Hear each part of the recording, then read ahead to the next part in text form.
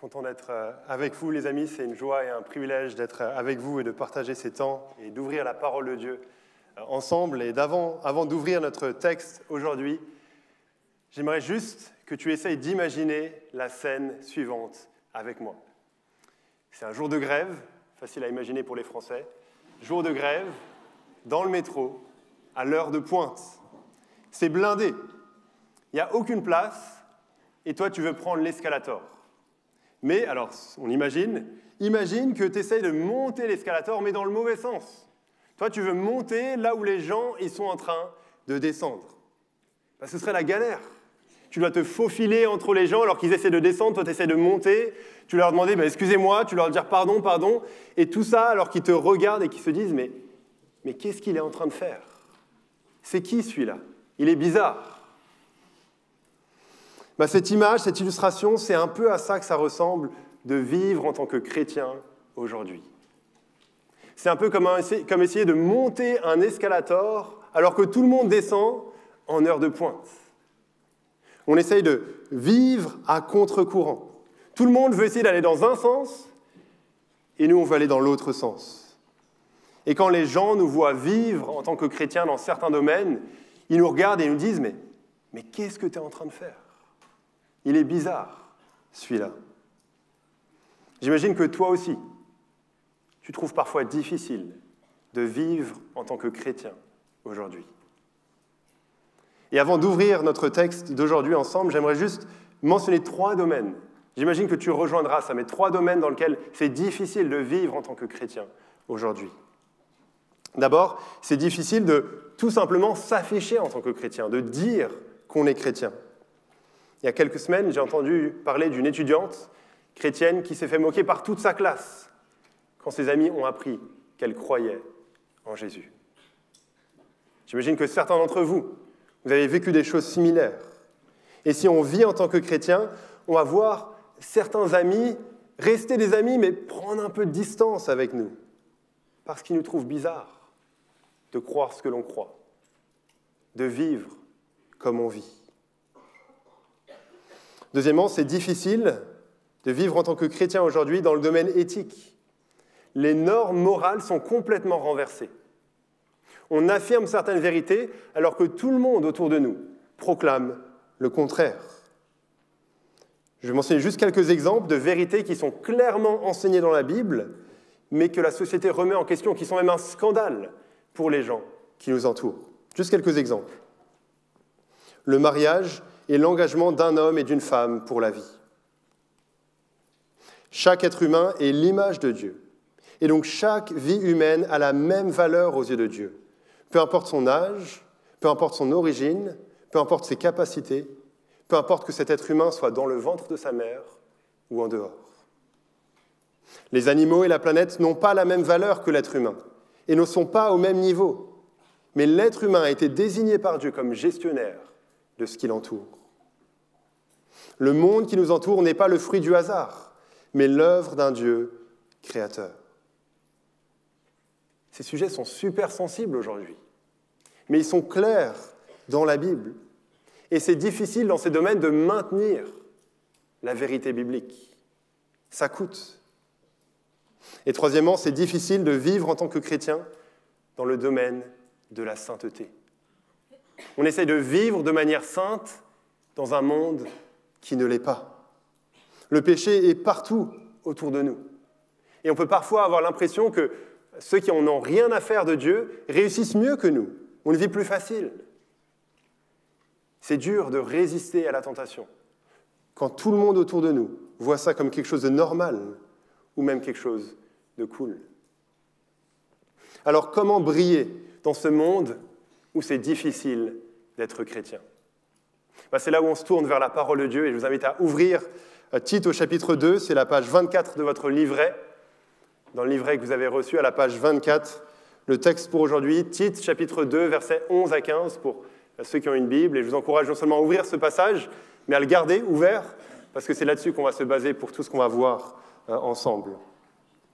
C'est un texte de la Bible qui va te montrer que tu as besoin d'être fortifié par la grâce pour briller en conséquence de la grâce.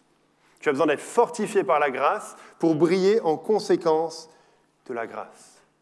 Fortifié pour briller, c'est le thème de notre plénière, notre session ensemble, et on va voir les deux ensemble. On va voir qu'on a besoin d'être fortifié pour briller. On ne peut pas faire ça par nous-mêmes. Mais on va aussi voir qu'on a besoin de briller si on a été fortifié. C'est la conséquence logique, la conséquence naturelle. Alors pourquoi est-ce que je parle de briller ? D'abord parce que c'est le thème qui m'a été imposé, donc c'est pour ça que j'utilise ce mot, mais c'est un très beau mot et je suis partant d'utiliser ce mot. Mais quand je vais mentionner ce mot, briller, dans tout le temps qu'on a ensemble, c'est simplement pour faire référence au fait de vivre de manière juste dans un monde qui est injuste. Vivre pour Dieu dans un monde qui est contre Dieu. Vivre la sainteté dans un monde qui rejette la sainteté. C'est ça qu'on veut faire, être fortifié pour briller. Je vais prier, et puis on va lire ensemble Tite, chapitre 2, les versets 11 à 15. Prions ensemble. Oui, notre Dieu, on a besoin de ton aide pour comprendre ta parole. On te prie que tu sois à l'œuvre dans ces moments par ton esprit, alors que ta parole est lue, que ta parole est expliquée, que ta parole est appliquée. On te prie que tu œuvres dans nos cœurs, pour que la grâce nous motive à vivre de manière sainte, peu importe notre situation. On prie que tu m'utilises malgré ma faiblesse, pour que Jésus soit glorifié, et c'est en son nom qu'on prie. Amen. Donc Tite au chapitre 2, et je lis les versets 11 à 15. En effet, la grâce de Dieu, source de salut pour tous les hommes, a été révélée. Elle nous enseigne à renoncer à un mode de vie impie et aux convoitises de ce monde, et à vivre dans le temps présent, conformément à la sagesse, la justice et la piété, en attendant notre bienheureuse espérance, la manifestation de la gloire de notre grand Dieu et Sauveur Jésus-Christ. Il s'est donné lui-même pour nous, afin de nous racheter de toute faute et de se faire un peuple qui lui appartienne, purifié et zélé pour de belles œuvres. Dis ces choses, encourage et reprends avec une pleine autorité, que personne ne te méprise. Il y a deux choses qu'on va voir ensemble à partir de ce texte en lien avec notre thème. La première, tu as besoin d'être fortifié pour briller. Tu as besoin d'être fortifié pour briller. Et ensuite, on verra un deuxième point, tu dois briller si tu es fortifié. Mais premièrement, tu as besoin d'être fortifié pour briller, parce qu'on l'a dit, c'est difficile de vivre en tant que chrétien dans ce monde. Ce n'est pas quelque chose qu'on peut faire tout seul, par nos propres forces. On a besoin d'être fortifié. Et dans ce texte qu'on a lu, ce qui va nous fortifier pour briller, ce qui va nous donner la force de vivre différemment dans ce monde, c'est la grâce. Regarde au verset 11 ce qui est dit. Paul, qui écrit ce texte, écrit « En effet, la grâce de Dieu, source de salut pour tous les hommes, a été révélée. » La grâce de Dieu a été manifestée. Et c'est de cette grâce que vient le salut. La grâce, c'est quelque chose qu'on ne mérite pas, mais que Dieu nous donne quand même par pure bonté. La grâce, ce n'est pas comme un salaire. Un salaire, on le mérite. Si tu travailles, à la fin du mois, tu reçois ton salaire, c'est normal, c'est mérité, tu as travaillé pour ça. Et la grâce, c'est encore plus qu'un cadeau. C'est bien plus qu'un cadeau. Par exemple, un cadeau d'anniversaire. Ce n'est pas qu'on mérite les cadeaux d'anniversaire, mais on s'attend quand même un peu à recevoir des cadeaux d'anniversaire. On dit « Ah, il ne fallait pas », mais il fallait quand même, parce que si on ne reçoit pas de cadeau, on est déçu, n'est-ce pas ? Donc la grâce, ce n'est pas un salaire, et c'est bien plus qu'un cadeau. Parce que la grâce, c'est non seulement quelque chose qu'on n'a rien fait pour ne pas mériter, mais la grâce, c'est aussi quelque chose où on a tout fait pour ne pas la recevoir, pour ne pas la mériter. La grâce, c'est plutôt comme pardonner volontairement quelqu'un qui t'a offensé. La grâce, c'est plutôt être bienveillant et généreux envers quelqu'un qui t'a fait beaucoup de mal. C'est pas mérité. C'est vraiment pas mérité. Et ici, il est question de la grâce de Dieu. C'est Dieu qui nous donne ce qu'on n'a vraiment pas mérité. Et on a plus de détails sur cette grâce au verset 14. Si tu regardes ce verset 14 avec moi, il est parlé de Jésus qui s'est donné lui-même pour nous, afin de nous racheter de toute faute et de se faire un peuple qui lui appartienne, purifié et zélé pour de belles œuvres. Jésus s'est donné pour nous. C'est cette vérité qui se trouve au cœur de la grâce. Jésus s'est donné pour qu'on soit racheté, pour qu'on soit purifié. Donc on pourrait définir la grâce de Dieu comme ça. La grâce, c'est Dieu qui nous donne ce qu'on ne mérite pas parce que Jésus a subi ce qu'on méritait. La grâce, c'est Dieu qui nous donne ce qu'on ne mérite pas parce que Jésus a subi ce qu'on méritait. Jésus a subi ce qu'on méritait, c'est ce qu'on voit ici. Il est dit qu'il s'est donné pour nous. Et cette phrase, elle fait référence à la mort de Jésus sur la croix. La mort de Jésus n'était pas de l'impuissance. Ce n'était pas un échec, mais c'était le but de sa vie. Jésus est venu pour se donner en sacrifice, pour prendre sur lui le jugement qu'on mérite. Ce jugement qui repose sur chacun de nous en raison de notre péché, de notre rébellion envers Dieu. Et il faut réaliser que la croix n'a aucun sens s'il n'y a pas cette réalité-là. Non seulement du jugement pour lequel Jésus a dû mourir, mais aussi du péché qui a causé ce jugement. Ce péché dont on est tous coupables, chacun d'entre nous, de s'être rebellés contre notre Créateur. Pour certains de manière explicite, de manière ouverte, pour d'autres, simplement de l'indifférence, d'avoir mis Dieu dans un placard en voulant vivre notre vie comme on voulait. Et encore pour d'autres, de manière peut-être un peu plus religieuse, en ayant fait des choses pour Dieu, au nom de Dieu, mais au final, simplement comme une excuse pour se servir nous-mêmes, pour accomplir les désirs de notre cœur égoïste. On est tous coupables de cela. Et c'est pour ça que Jésus est mort sur la croix. Jésus n'est pas mort sur la croix parce qu'on était des victimes, mais parce qu'on était coupables. Coupables d'avoir rejeté le Dieu de l'univers. Et c'est ça qui donne à la croix tellement de beauté. Jésus s'est donné. Jésus a subi ce qu'on méritait pour que Dieu puisse nous donner ce qu'on ne mérite pas. Le pardon des péchés, une bonne relation avec lui.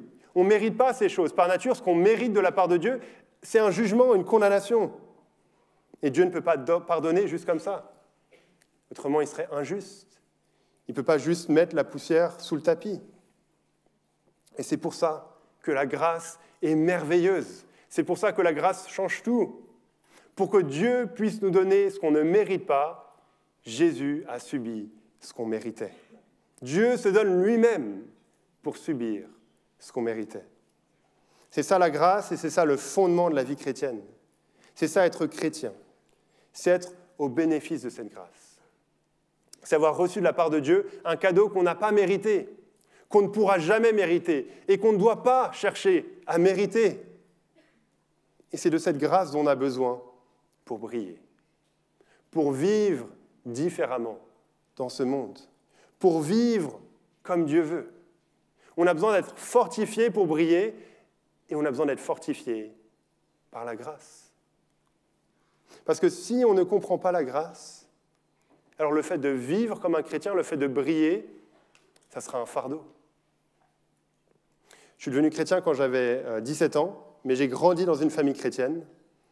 Et avant d'être chrétien, je pensais que les chrétiens, c'était des gens qui se forçaient à vivre d'une certaine manière, même s'ils n'en avaient vraiment pas envie. Et franchement, je les admirais. Je me disais, ils font tellement de choses, ils lisent la Bible, ils prient, ils vont à l'église, alors qu'ils n'ont vraiment pas envie de faire ces choses. Je me disais, waouh, ils ont du courage quand même. Je pensais que être chrétien, c'était se forcer à ne pas faire ce qu'on a vraiment envie de faire, et c'est être obligé de faire ce qu'on n'a vraiment pas envie de faire.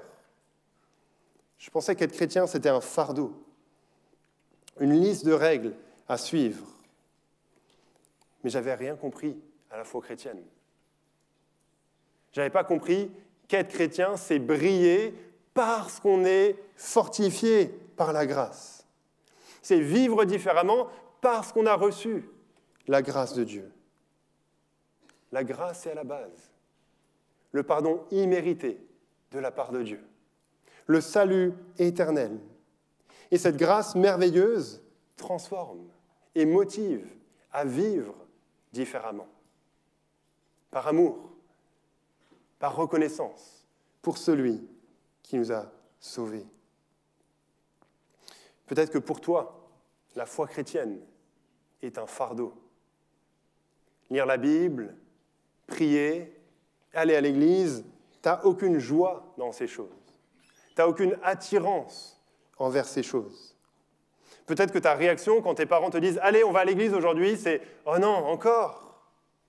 Peut-être que la seule raison pour laquelle tu es au congrès de Pâques, c'est pour échapper à tes parents. Et si cette personne, c'est toi, mon ami, c'est probablement que tu n'as pas encore vraiment saisi ce qu'est la foi chrétienne. Et c'est pour ça que je ne veux pas t'encourager à briller sans que tu aies compris la grâce, sans que tu aies compris que tout commence en étant fortifié par la grâce. Et j'aimerais ici m'adresser particulièrement à ceux qui ont grandi dans une famille chrétienne. Parce que depuis tout petit, vous voyez des gens autour de vous, vos parents ou ceux de l'Église, vivre comme des chrétiens, faire des activités religieuses. Et c'est facile de penser « Ah, mais c'est ça être chrétien, c'est juste faire ces choses-là ». Mais ne vous arrêtez pas uniquement à ce que les gens font, à ce que les chrétiens font. Essayez de comprendre pourquoi ils le font. Qu'est-ce qui les motive à vivre de cette manière-là ? Qu'est-ce qui a changé dans leur vie pour qu'ils vivent différemment ? À quel point la grâce est déterminante dans leur vie ? Parce que sinon, vous allez réduire la foi chrétienne à ce qu'il faut faire et ce qu'il ne faut pas faire. Un chrétien devrait faire ça, un chrétien ne devrait pas faire ça. En oubliant le pourquoi. Parce qu'il y a un pourquoi. Un pourquoi on veut vivre différemment. Il y a un pourquoi dans ce texte. La grâce qui nous motive à vivre différemment. Et on voit ça également au verset 12. Regarde avec moi le début du verset 12. Il est parlé de la grâce et il est dit « Elle nous enseigne ». On verra la suite du verset après, mais on voit déjà qu'il est dit que la grâce nous apprend des choses. Elle nous éduque, elle nous forme, elle nous conduit sur le bon chemin. La grâce nous motive à vivre différemment et nous enseigne de la bonne manière. C'est un bon professeur avec lequel on veut étudier. Faire ses devoirs, ce n'est pas une corvée, mais c'est une joie. On réalise qu'on a péché contre Dieu. On voit le jugement qui est juste, qu'on mérite, mais on voit aussi le pardon que Dieu nous donne. On voit Jésus qui a donné sa vie sur la croix pour nous sauver. Le pardon plein et entier. Forcément, on ne veut plus vivre comme avant. Quand on est conscient de la grâce, on ne veut plus poursuivre le péché pour lequel Jésus a dû donner sa vie. Quand on est conscient de la grâce, on ne veut plus retourner sur le chemin duquel Dieu nous a sauvés. C'est la grâce qui nous motive à vivre en tant que chrétiens. Et honnêtement, on oublie ça tellement vite, tellement facilement. On est motivé dans la vie chrétienne à briller, pas en étant fortifié par la grâce, mais en étant fortifié par la culpabilité. Par la culpabilité. On est perdu dans notre service chrétien, dans notre vie bien chargée, en ayant tout le temps l'impression qu'on n'est pas en train d'en faire assez pour que Dieu soit vraiment satisfait de nous, en ayant constamment la sensation d'être à un pas d'offenser Dieu et de le décevoir. On est en retard dans notre plan de lecture, on ne prie pas autant qu'on aimerait prier, on a encore manqué cette occasion d'annoncer l'Évangile, et on se dit « Ah, mais Dieu doit être vraiment déçu avec moi. Dieu doit être déçu de m'avoir choisi dans son équipe. » On a l'impression qu'on ne passe même pas la moyenne de base du chrétien normal. Et on se dit « Mais je dois faire plus. Je dois briller dans ce monde, je dois vivre comme Dieu veut que je vive. » Mais en faisant ça, on n'est pas fortifié par la grâce, on n'est pas motivé par la grâce, on est motivé par la culpabilité. On oublie complètement la grâce. C'est oublier que l'amour de Dieu pour nous ne dépend pas de ce que nous, on fait pour lui.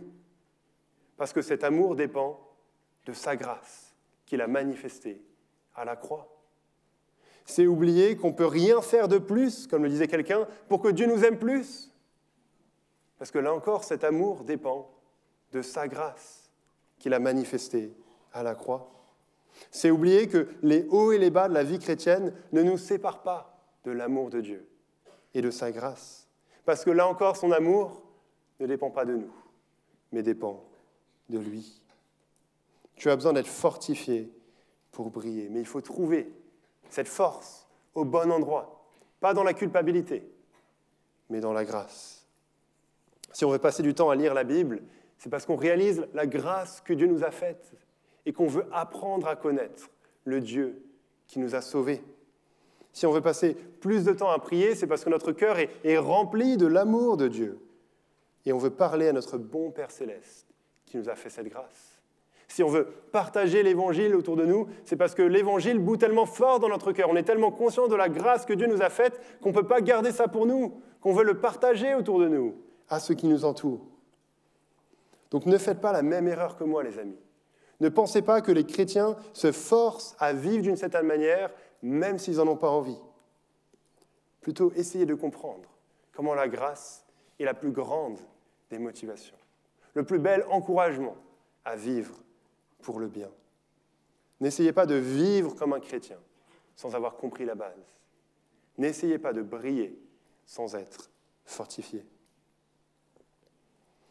Tu as besoin d'être fortifié pour briller.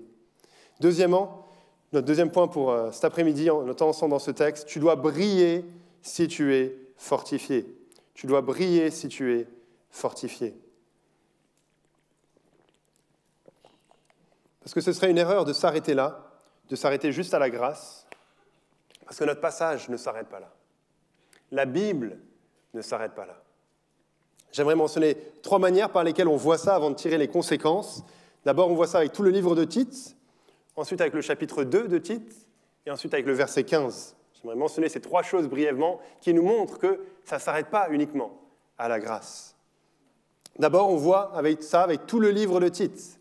Donc ce livre de la Bible, c'est l'apôtre Paul qui écrit à un jeune pasteur qui s'appelle Tite.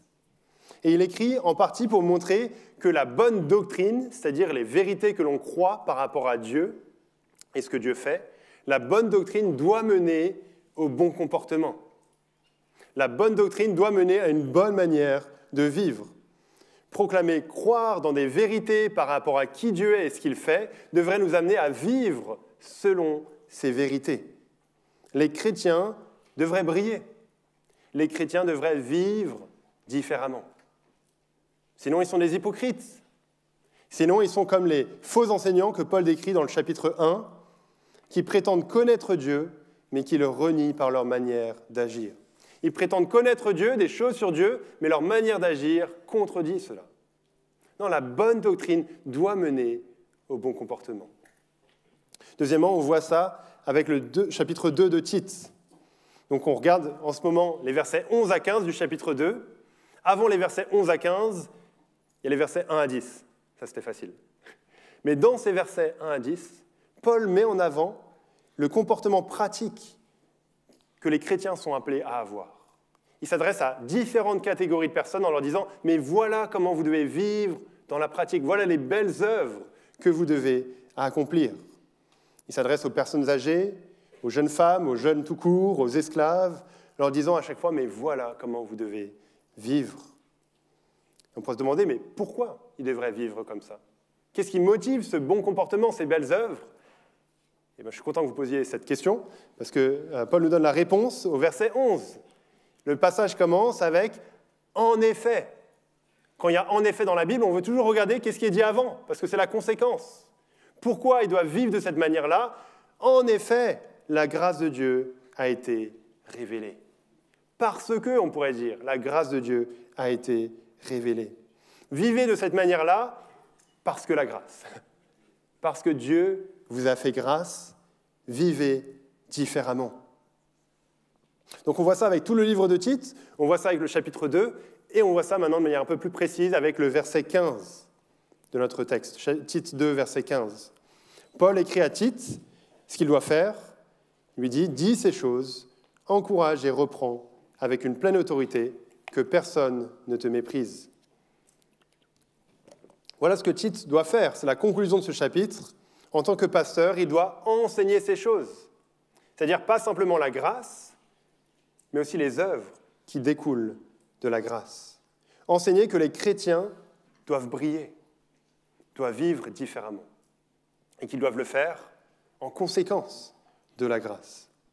Donc on ne doit pas choisir l'un ou l'autre entre la grâce et les œuvres. Une bonne compréhension de la vie chrétienne comprend les deux. Mais c'est l'ordre qui est important.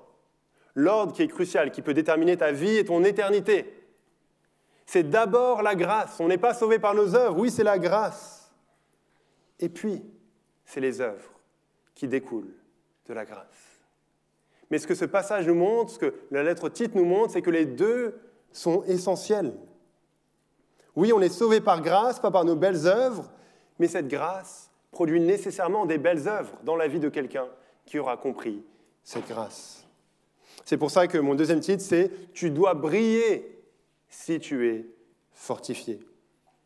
Si tu as compris la grâce, alors tu dois vivre différemment. C'est la conséquence logique. Et j'aimerais juste partager quelques implications de cela.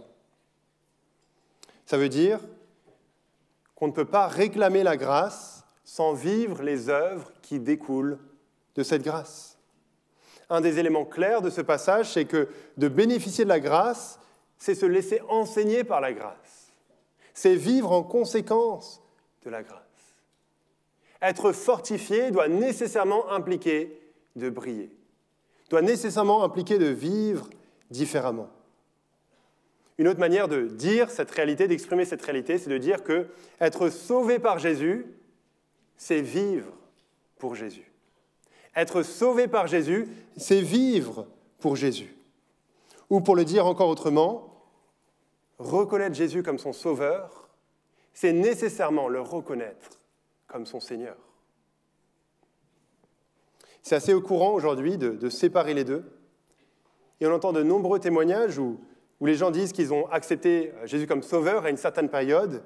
Ils ont compris le message du salut, ils ont compris la grâce, mais c'est que quelques années plus tard qu'ils ont reconnu Jésus comme Seigneur de leur vie, qu'ils se sont mis à vivre en conséquence de la grâce. Alors je ne remets pas en cause les bonnes intentions que les gens peuvent avoir en disant cela. Je ne sais pas ce que ces personnes ont vécu et je ne peux pas comprendre la complexité de ce qui se passe dans le cœur humain durant cette période. Mais ce que je sais, c'est que la Bible n'a aucune place pour une catégorie entre les deux. Jésus comme sauveur, mais pas comme Seigneur. La Bible n'a aucune place pour quelqu'un qui prétend comprendre la grâce sans vivre en conséquence de cette grâce, sans vivre les belles œuvres qui découlent de cette grâce. On ne peut pas distinguer les deux. Et bien sûr, le changement n'est pas toujours radical, et ce changement ressemble à quelque chose de différent en fonction du contexte de chacun. Mais il doit y avoir un changement. C'est ce qu'on voit également avec le verset 14 de Tite 2, qu'on étudie. Regarde le verset 14, il est dit que Jésus s'est donné pour nous, il est mort sur la croix. Dans quel but ? Il y a deux buts en particulier qui sont mentionnés dans ce verset. Il s'est donné lui-même pour nous, premièrement, afin de nous racheter de toute faute. Donc Jésus est mort pour qu'on ait, oui, en lui, le pardon des péchés et la vie éternelle. C'est merveilleux. Ça, c'est le premier but de la mort de Jésus. Mais deuxièmement, ce verset continue. Jésus s'est donné afin de se faire un peuple qui lui appartienne, purifié et zélé pour de belles œuvres. Jésus s'est donné pour qu'on lui appartienne, pour qu'on soit zélé pour de belles œuvres. C'est l'un des buts de la mort de Jésus, pour qu'on vive plus pour nous-mêmes, mais qu'on vive pour lui. Donc on ne peut pas réclamer Jésus comme sauveur si on n'est pas en train de vivre selon le but pour lequel Jésus est mort, afin d'être zélé pour de belles œuvres, afin de vivre de manière juste et pieuse, afin de vivre en ayant Jésus comme Seigneur de notre vie. Parce que vivre comme ça, c'est la conséquence indispensable de la grâce, qui nous enseigne, qui nous apprend à vivre différemment. Donc on ne peut pas réclamer la grâce sans se laisser enseigner par la grâce. Ce passage n'est pas là pour dire « Ah, il y a la grâce, donc c'est bon, c'est pas important la manière dont on vit. » Non, c'est important. Bien sûr, ça ne veut jamais dire que vivre les conséquences de la grâce nous ferait mériter cette grâce. Le fait de briller va nous faire mériter de la grâce de Dieu. Non, c'est impossible, on ne peut pas mériter la grâce de Dieu. C'est un cadeau, c'est gratuit, on ne le mérite pas. Mais justement, la compréhension de cette grâce ne nous laisse pas indifférents. De saisir cette grâce nous pousse à vivre différemment. Et ne pas vivre en conséquence de la grâce, de vouloir réclamer Jésus comme sauveur, sans le laisser régner sur notre vie, c'est renier ses vérités. C'est déshonorer ses vérités. Si tu es en train de vivre n'importe comment, sans te soucier de ce que la grâce devrait changer dans ta vie, qu'est-ce qui te permet de dire que tu as vraiment compris la grâce? Si tu n'as aucun désir de vivre pour Jésus, qu'est-ce qui te permet de dire que Jésus est ton sauveur? De quoi Jésus t'a sauvé? Est-ce que tu es conscient de ce qu'est le péché, de ce qu'est le jugement, de ce qu'est la repentance? Mon but, ce n'est pas de vous faire douter pour rien. Honnêtement, je fais ça en tremblant, en réalisant le défi que c'est de s'adresser à plus de 1000 jeunes avec des situations tellement différentes les uns des autres. Et en sachant que certains d'entre vous, vous avez besoin d'être encouragés, vous avez besoin d'être rassurés, vous avez besoin d'entendre la première partie de ce message, d'être rappelé la grâce qui motive, la grâce qui pardonne, l'amour de Dieu pour vous qui ne dépend pas de ce que vous faites pour lui. Vous avez tellement besoin de vous rappeler ces vérités-là et d'être encouragés. Mais d'autres d'entre vous, vous avez juste besoin d'un coup de pied dans le derrière. Et vous avez besoin d'entendre dire, mais arrêtez de prendre la grâce de Dieu à la légère. Arrêtez de jouer avec Jésus. Arrêtez de jouer avec la croix. Arrêtez de vivre une double vie. Arrêtez de chanter le dimanche matin « Jésus, je te suivrai », tout en vivant le reste de la semaine en montrant que ce n'est pas « Jésus, je te suivrai », mais « Jésus, j'en ai rien à faire de toi ». Jésus comme un bonus dans ma vie. Jésus comme une décoration religieuse sur l'étagère. Jésus comme un habit chrétien que je mets quand ça m'arrange d'être chrétien. Si cette personne, c'est toi, alors arrête, mon ami. Ne joue pas avec la grâce de Dieu. Tu ne peux pas réclamer la grâce sans vivre les belles œuvres qui découlent de cette grâce. Sinon, c'est bien la preuve que tu n'as rien compris à cette grâce, que tu n'as rien compris à la croix. On ne joue pas avec la grâce de Dieu. On ne joue pas avec la croix. On ne joue pas avec Dieu. Tu peux tromper ton pasteur. Tu peux tromper les responsables de ton groupe de jeunes. Tu peux tromper tes parents. Tu peux tromper tes amis. Mais tu ne peux pas tromper Dieu. Dieu n'est pas dupe. Et un jour, tu devras lui rendre des comptes. L'Évangile n'est pas juste un passeport pour échapper à l'enfer. L'Évangile est une nouvelle centrée sur Jésus qui révolutionne ta vision du péché, ta vision de la sainteté et ton cœur tout entier. Et donc si cette personne, c'est toi, tu as besoin de revenir tout simplement à la vérité la plus simple, la plus basique de la foi chrétienne. Jésus, mort sur la croix, pour prendre le jugement que tu mérites. Jésus qui se donne, alors que tu as tout fait pour ne pas le mériter, mais comme un cadeau, comme une grâce que Dieu offre. Une grâce pour tout le monde. Peu importe notre arrière-plan, peu importe ce qu'on a fait. Et cette grâce va révolutionner notre vision de la sainteté, notre vision du péché, et nous motiver à vivre les conséquences de la grâce, pas comme un fardeau, mais comme quelque chose qu'on désire. Et c'est là qu'on revient à notre passage, au verset 12. On a vu que la grâce nous enseigne, mais qu'est-ce qu'elle nous enseigne? Ça ressemble à quoi de vivre différemment? Ça ressemble à quoi de briller? Regarde le verset 12. Il dit que la grâce nous enseigne à renoncer à un mode de vie impie et aux convoitises de ce monde. Briller, c'est dire non au péché. Un mode de vie impie, c'est une manière de vivre qui est contraire à ce que Dieu veut. Et les convoitises de ce monde, c'est toutes les tentations autour de nous à vivre d'une manière contraire à ce que Dieu veut. Et ces tentations sont nombreuses. Mais si on est appelé à briller, l'œuvre que la grâce produit en nous, c'est pour dire non au péché.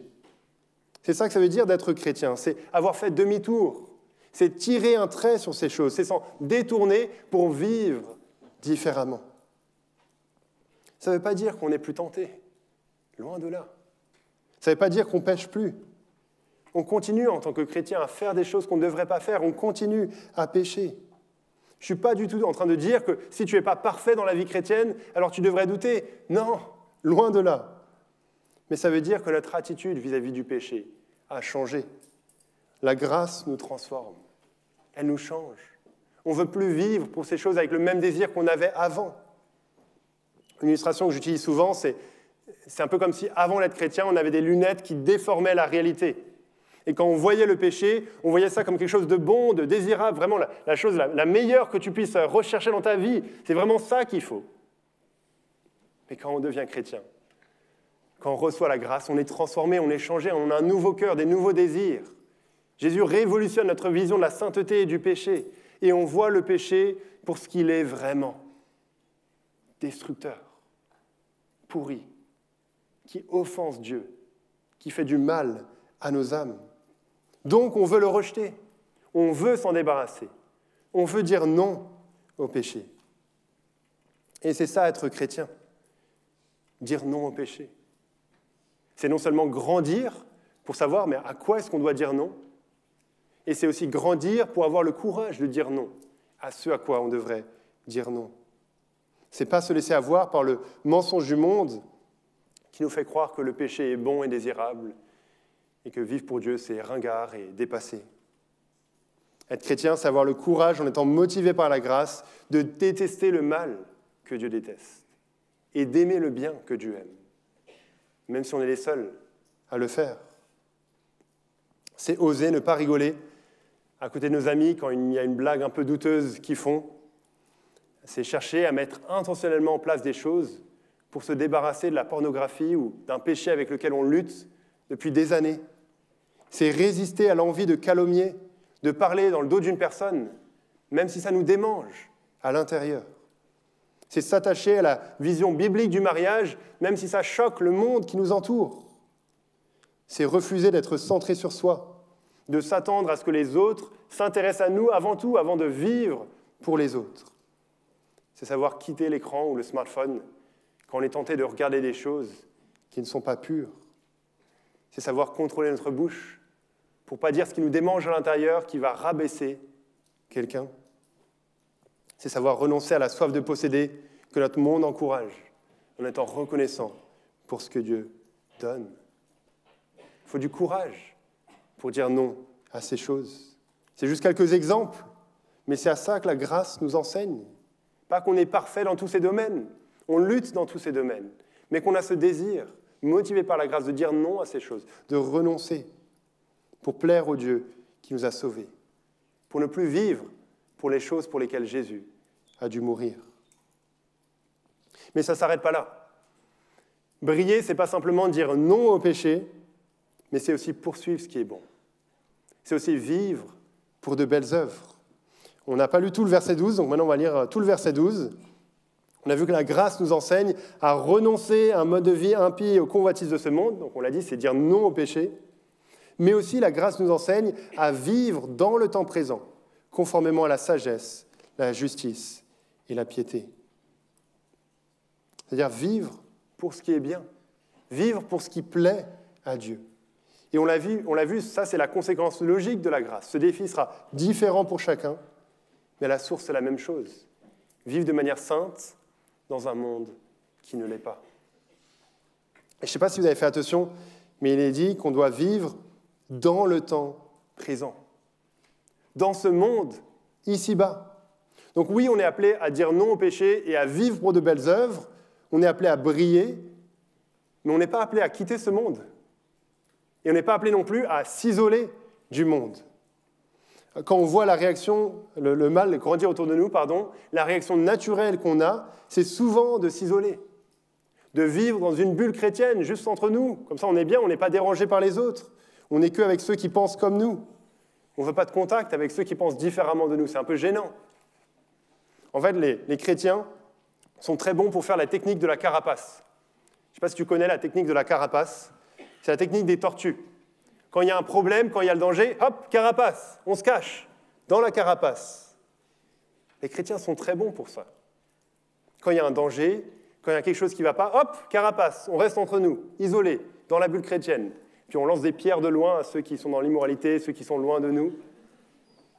Il y a la version plus spirituelle de ça, s'isoler dans la nature, se détacher des plaisirs de ce monde, se rapprocher de Dieu.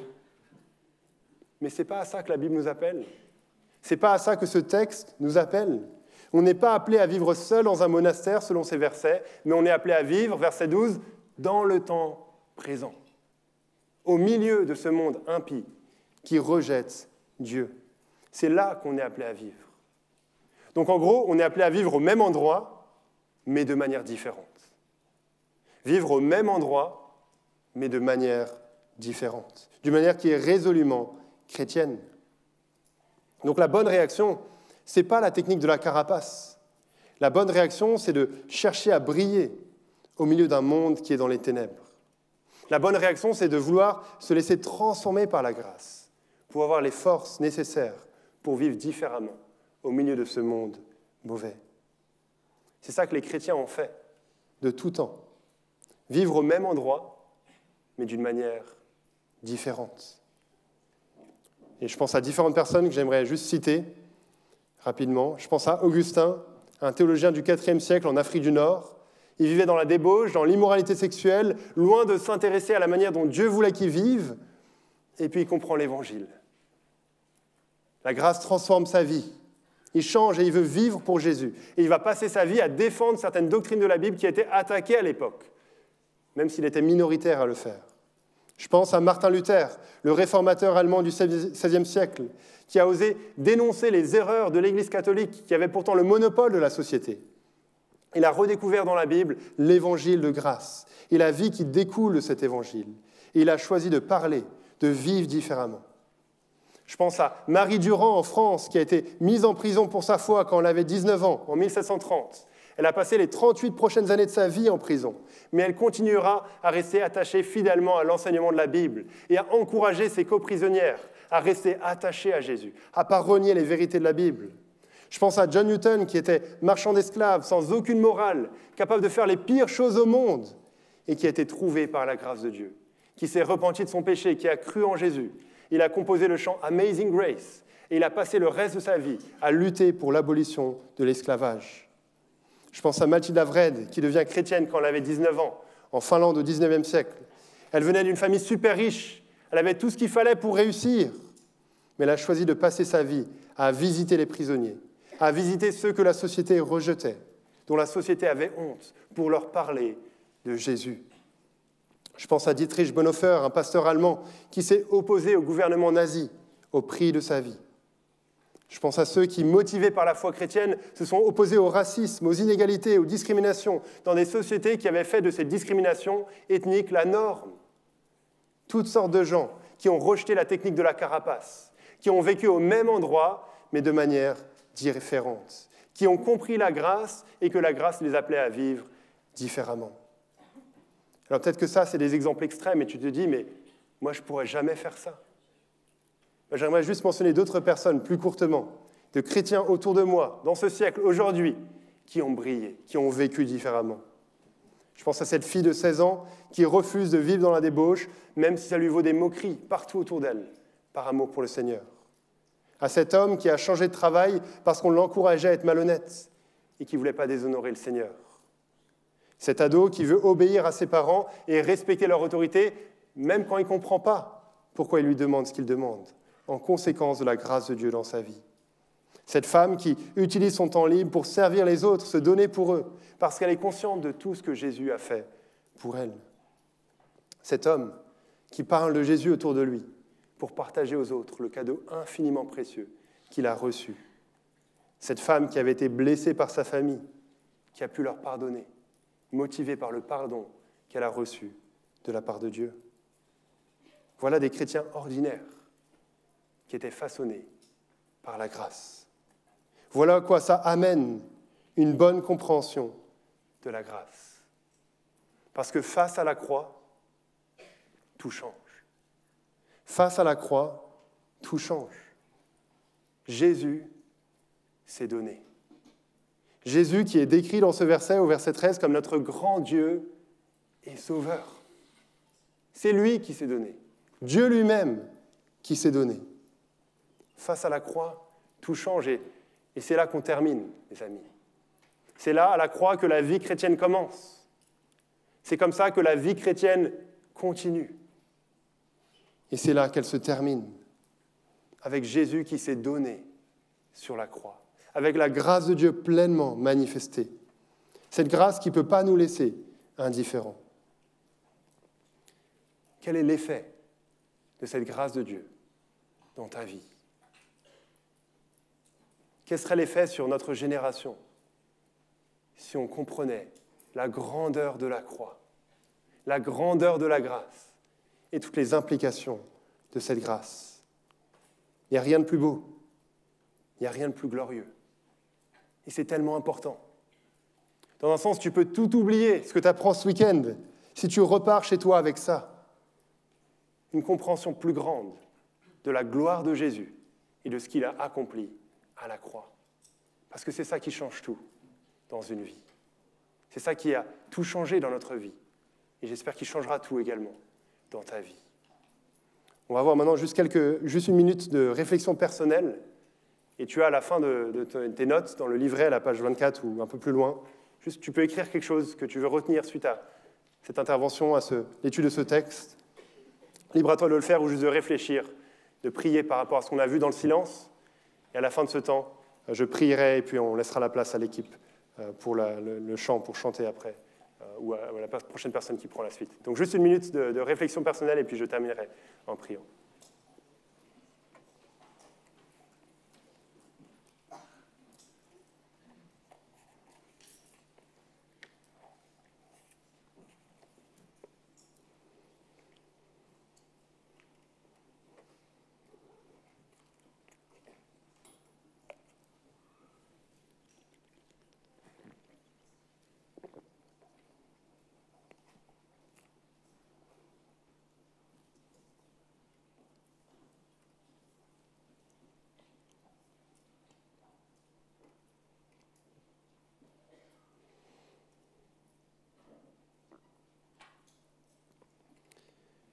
Oui, merci notre Dieu parce que tout change face à la croix. Merci pour Jésus qui s'est donné. Merci parce qu'on a le pardon des péchés, la vie éternelle, une relation rétablie avec toi, l'espérance de l'éternité, ton regard bienveillant d'un père envers son fils, envers ses enfants. Merci pour cette grâce. Merci pour ce privilège. Notre Dieu, on te prie que chacun de nous ici, on puisse s'enraciner plus profondément dans cette grâce, dans une compréhension plus grande de la gloire de Jésus, de ce qu'il a accompli à la croix. Notre Dieu, on te prie qu'en conséquence de cela, on puisse briller, on puisse vivre différemment, avec sainteté. Apprends-nous à détester le mal que tu détestes et à aimer le bien que tu aimes. Aide-nous à vivre de manière sainte dans un monde qui ne l'est pas. On prie notre Dieu que notre génération soit marquée par un amour pour la sainteté, par un rejet du péché, en conséquence de la croix. On te prie que tu accomplisses ces choses pour ta gloire, pour l'amour de ton nom. Et c'est dans le nom de Jésus qu'on prie ces choses. Amen.